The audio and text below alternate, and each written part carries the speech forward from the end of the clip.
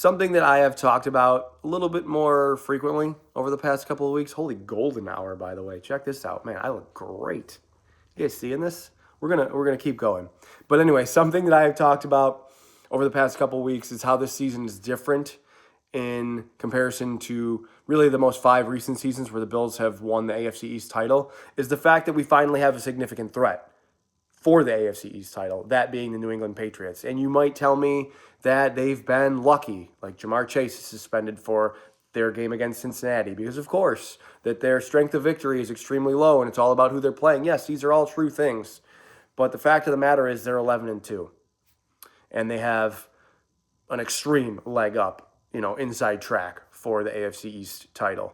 And the Bills are 8-4. That's really nothing too different, because if you go back and look at, this previous 5-year run where they've won the AFC East championship, they've been 10-2. They were 10-2 last year. A couple years ago, they were 6-6. And the threat was Miami, you might remember. And the Bills won the division in the final week of the regular season in Miami. They've been 7-5. They've been 9-3, I believe, a couple times. So they've been everywhere from 6 to 10 wins through 12 games. The difference is there's finally this team that is significantly, notably ahead of them. 2 games in the loss column with just, they only have 4 to go. The Bills have 5, but they only have 4 to go. So the Bills are going to have to, 1, probably win out. And, of course, that entails beating New England next week in New England. Then you're all along, you're sort of planning, I guess, on New England losing to Baltimore, which is certainly not a given these days. The way Baltimore just looked against the Bengals on Thanksgiving night, terrible. The vibes are extremely bad with Lamar Jackson. I'm not sure that that's still necessarily a team I'd want to see in the playoffs. The Ravens always play the Bills close, but it's just they're off right now. When was the last time they looked really good? It's been a while for the Ravens.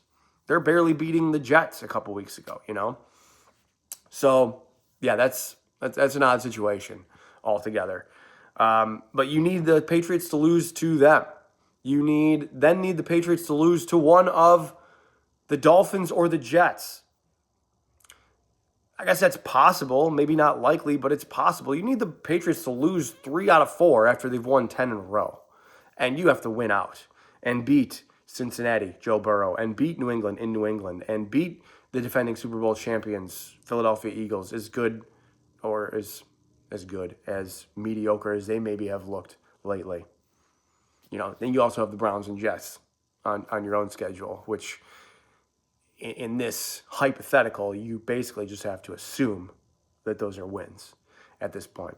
Anyway, I'm getting a little bit ahead of myself here. The division talk is fun, but it's tracking more and more like Week 18, Bills wearing the red helmets against the New York Jets, that could be the last game in Highmark Stadium. That's not necessarily true. The Bills could get in as the 5 seed, and maybe Kansas City gets in as a 7. Maybe they both win wild card and divisional round weekend, and then it's Kansas City at Buffalo for the AFC Championship. That's. Would you take it? There's a fun question. Would you take it? Would you take playing Kansas City again if it meant you got to have the AFC Championship game at home? And I think that's a yes. That's got to be, right? But we come back to this point about the AFC is like, who looks outstanding? Nobody.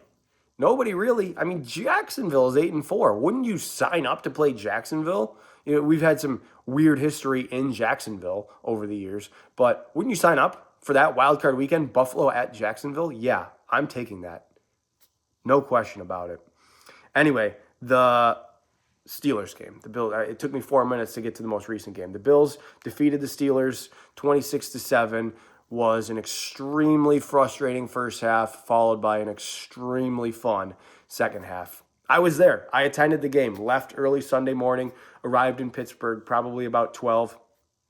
I can tell you that the tailgating scene is a little bit different. I'm sorry, this is like stories that you guys didn't even really ask for, but the tailgating scene is just so different when you're in downtown areas. And I went to Charlotte earlier this year too.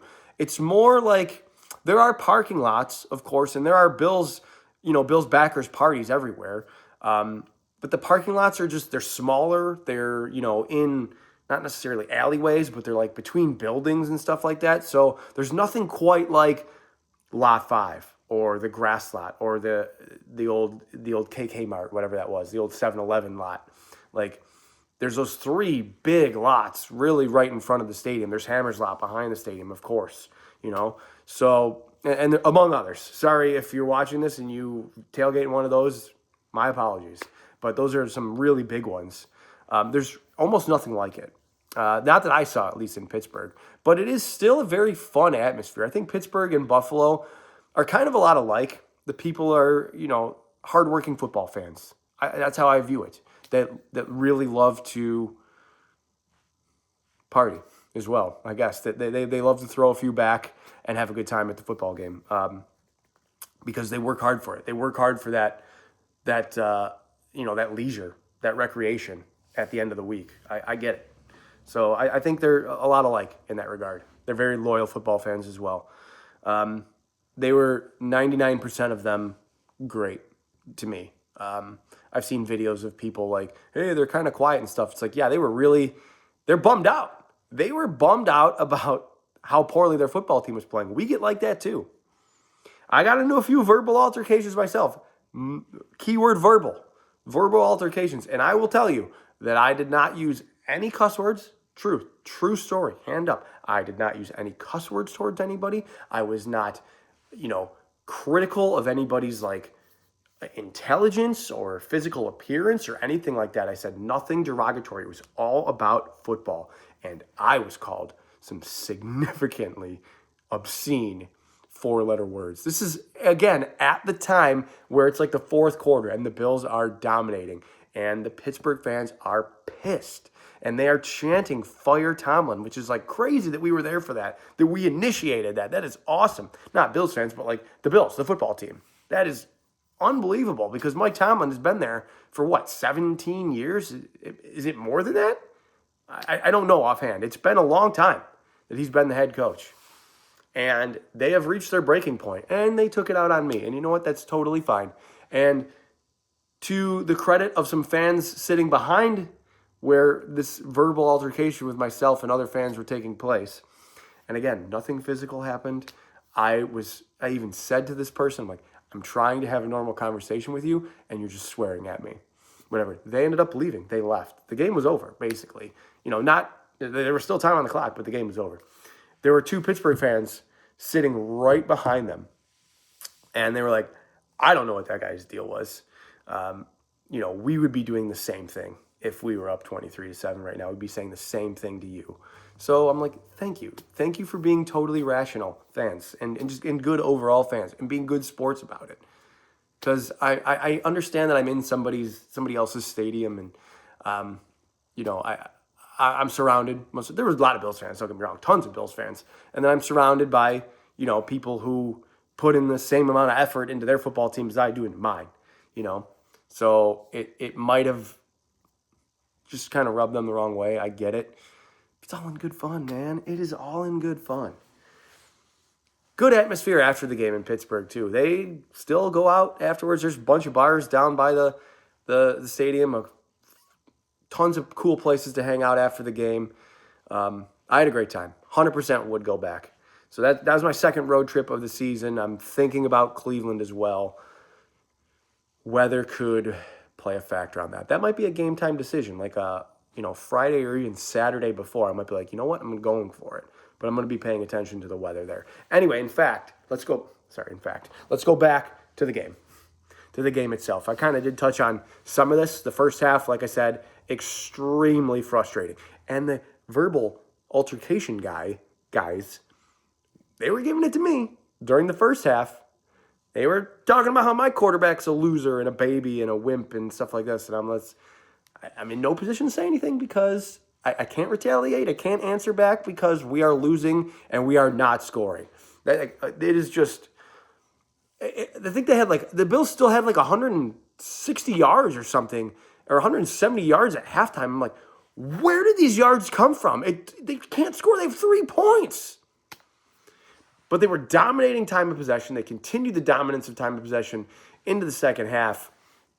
And right away, the first play, Joey Bosa makes a play. That's what you get Joey Bosa for plays like that. It's unfortunate that he left the game with a hamstring injury, and he's probably going to miss. He's certainly going to miss, almost certainly going to miss this week's game against the Bengals, but probably 2 or 3 weeks, realistically. So you're not going to have him against the Patriots either. I don't know that for a fact. I'm just assuming that, and I think I'm probably right. But he makes the play that you bring him in for. Sack fumble of Aaron Rodgers, scoop and score for Christian Bedford. Boom. I mean, scores just flipped right away. And you go into the half down 7-3, kicking off, and within 16 seconds, you have the lead.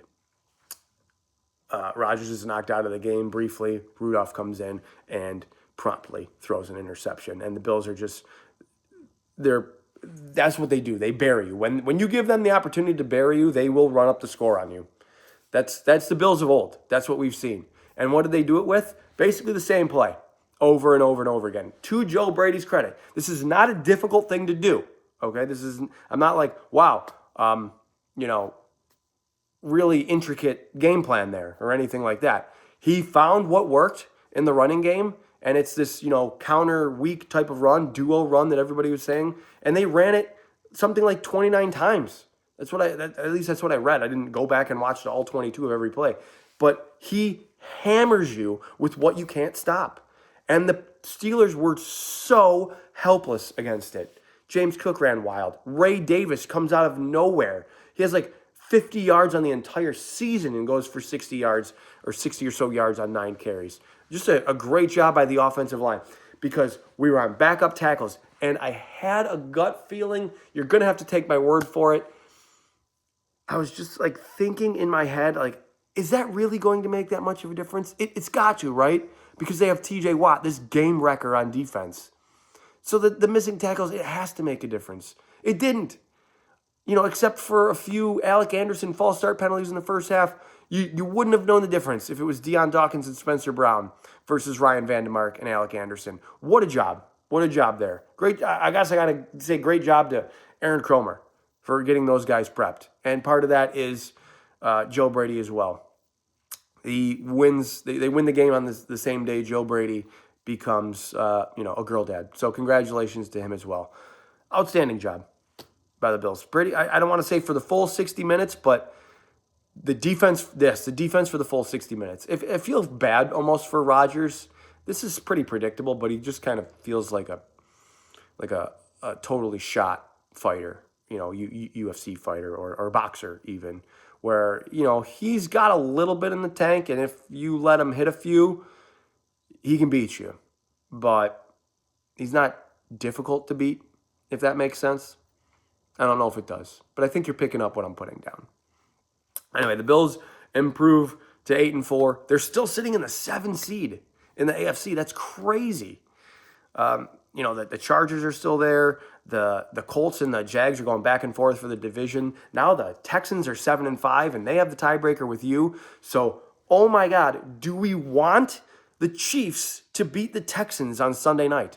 I guess I'm going to reserve the answer to that question and hold off until I know whether or not the Bills have won on Sunday. Because there's a real case to be made that you might want the Chiefs to beat the Texans because you've beaten the Chiefs. You have the tiebreaker with the Chiefs. You do not have the tiebreaker with the Texans. And the Chiefs are 2 games behind you. The Texans are just 1.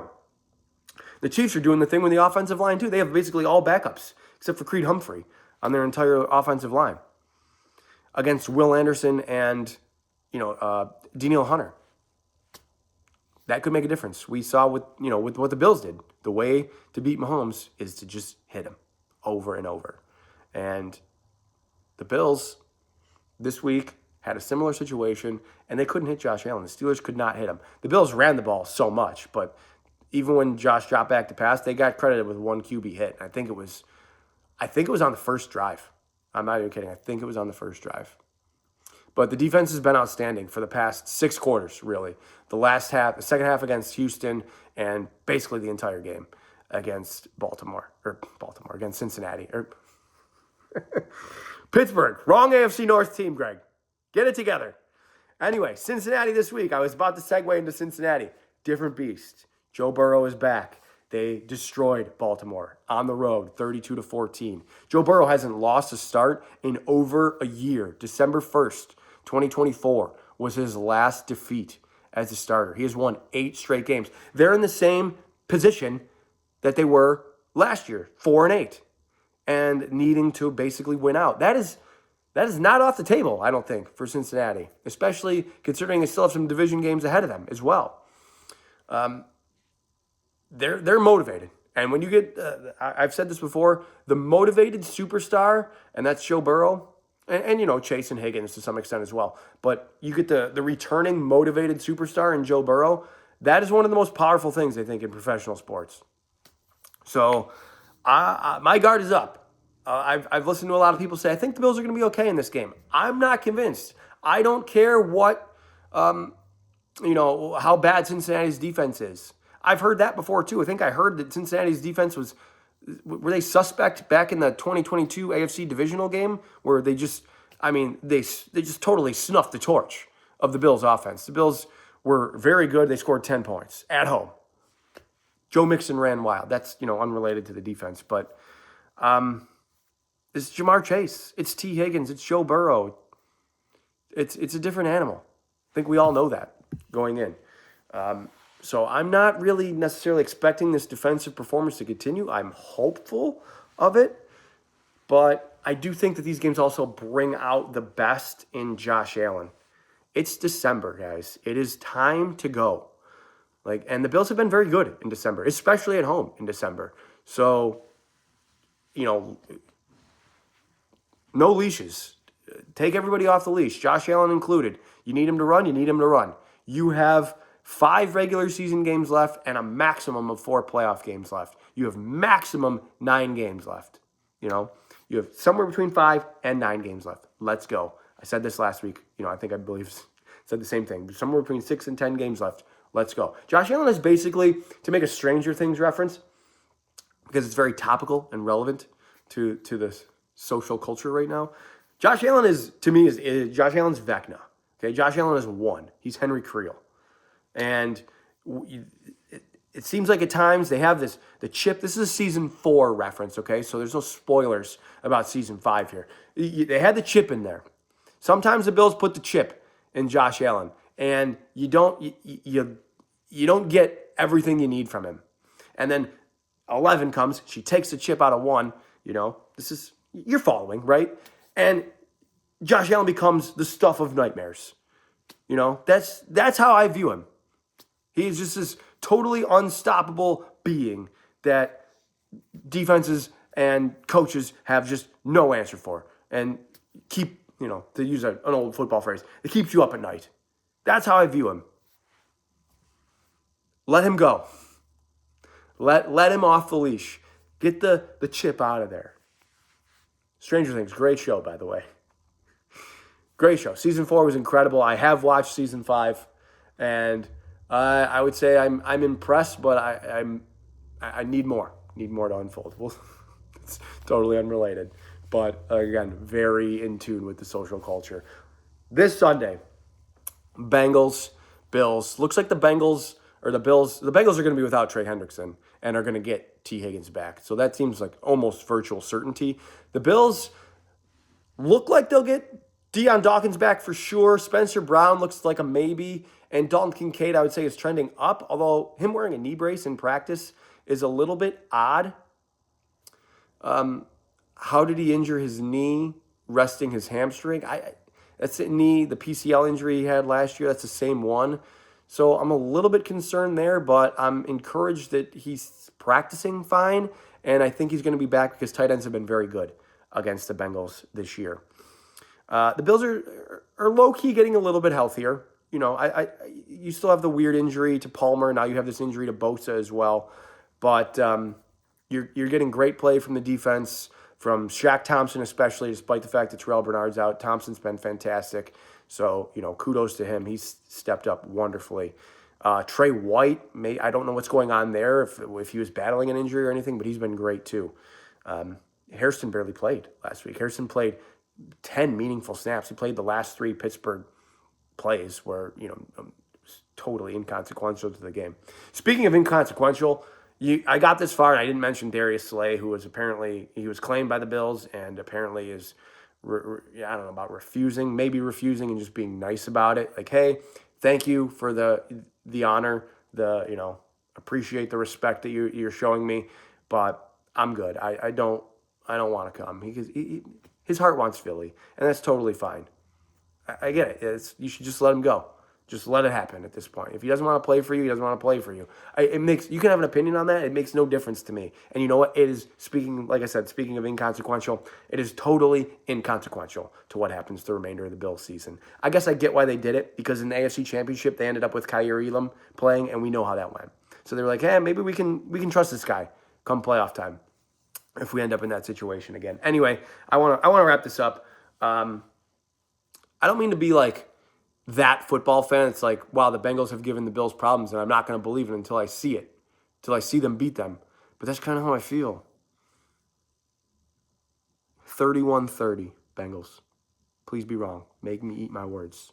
I would love to. Thank you for coming this far in the video.